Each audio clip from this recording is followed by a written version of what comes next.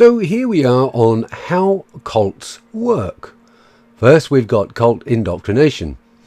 A destructive cult uses countless techniques to get its members to stay, commit themselves, and take part in what may be harmful activities. The sum of these techniques constitutes what some people call mind control, or is also known as thought reform, brainwashing and coercive persuasion, and involves the systematic breakdown of a person's sense of self. Now, I'm not going to go through all of this. I'm just going to highlight the salient points. Thought reform is an umbrella term for any number of manipulative techniques used to get people to do something they wouldn't otherwise do.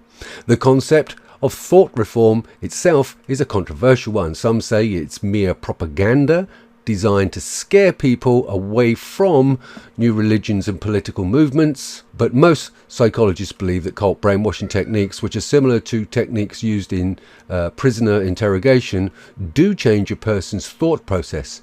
In cult recruiting and indoctrination, these techniques include deception. Cults trick new recruits into joining the group and committing themselves to a cause or lifestyle they don't fully understand. Cults mislead new recruits and members as to the true expectations and activities of the group. Cults may hide signs of illegal, immoral, or hyper-controlling practices until the recruit has finally immersed himself into the group think. A cult leader may use members' altered consciousness induced by activities like meditation, chanting, or drug use to increase vulnerability to suggestion or constant bombardment by the way of the subconscious and the conscious mind with messages. Isolation. This might sound familiar. Cuts off members from the outside world and even each other, to produce intense introspection, confusion, loss of perspective, and a distorted sense of reality. The members of the cult become the person's only social contact and feedback mechanism. As you see here, cults may keep new recruits from talking to other new recruits. They may only be allowed to speak with long committed members for a period of time, or in the particular case of the cult of Covinium, then you will only be allowed to get subjected to information from reliable sources, which is another sort of word for long committed members for a period of time. Cults may not allow unsupervised contact with the outside world, so you're kept an eye on by certain authorities within the cult of Covinium. In this way, there is no chance for a reality check or validation of a new member's concerns regarding the group. Cults typically install the belief that outsiders, non-cult members, are dangerous and wrong. A little bit like, a conspiracy theorist. Induced dependency. Cults demand absolute, unquestionable devotion, loyalty, and submission. A cult member's sense of self is systematically destroyed. Ultimately, feelings of worthlessness and evil become associated with independence and critical thinking, and feelings of warmth and love become associated with unquestioning submission. Dread. Once complete dependence is established, the member must retain the leader's good favour, or else his life falls apart. Dread or fear. The leader may punish, doubt, or insubordination with physical or emotional trauma. Once all ties to the outside world have been cut, the member feels like his only family is the group and he has nowhere else to go. Access to necessities depends on the leader's favour. The member must behave, or he may or may not get food, water, social interaction, or protection from the outside world. The member may believe that the only group members are saved, so if he leaves, he will face eternal damnation. Obviously, cults need food, shelter and clothing like everybody else, unless they have a wealthy benefactor or they actually get you to do the food and sheltering and clothing for yourself. Alright? Above all else, life in a totalist cult is typically characterized by tight controls. There is very little freedom in daily life. The leader prescribes what members can can and cannot do for every minute of the day. I mean, this might include things like curfews, not going down certain roads at certain times, etc., etc. This includes what food they can eat, what books they can read, what seeds they can buy in certain large Walmart stores. Oh no, it didn't say that.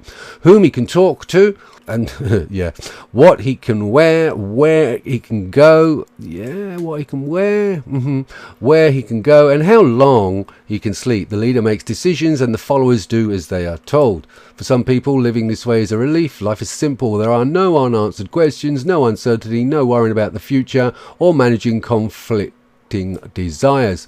Okay, so those are called sheeple. Some people's lives on the outside were so bad that the cult is in reality a safe, happy place.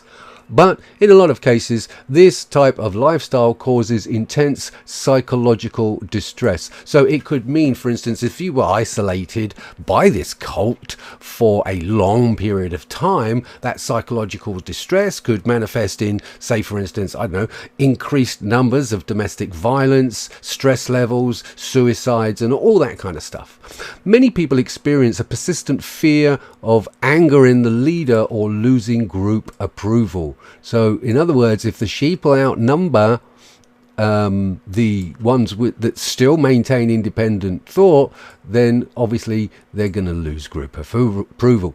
They must constantly avoid the tension between their cult world and their former life, and stifle any doubts or longings that arise. In some cases, there is also the possibility of physical harm. Punishments for disobedience might be physical, and the cult members are typically cut off from hospitals and regular medical care. Some studies show that children in destructive cults are more likely to be abused or neglected than in other general populations. This level of stress can lead to chronic anxiety, physical illness, or even a complete mental breakdown in which the cult member may become unable to function in daily life. It's the people who experience cult life as stressful who are most likely to leave voluntarily. And I'm not going to go any further, but I think you get the picture. So we're going to get back to the episode, and I'm going to break it down into 3 major sections for you on how you can join my cult, the cult of Covinium. So now that you are familiar with the basics, let me break down the 3 major steps to make it crystal clear how one becomes programmed into the cult of Covinium. Step 1. Now, this is an important step as it removes you from any other influences. So step 1 is and must always be isolation. In order to get you to become initiated in the ways of our cult of Covinium, we need to detach and insulate you from any external contradicting influences. We need to change your perception of what has gone before, and what you think was normal is now a thing of the past. Any information or any slithers of contradicting ideas, thoughts and opinions will be removed, censored and silenced. The cult's aim, mine, is at this stage mental and physical solitary confinement, and the only information and influence you will be subjected to is the ideas and thoughts of the cult itself, while systematically destroying and deleting any and all references to what has gone before.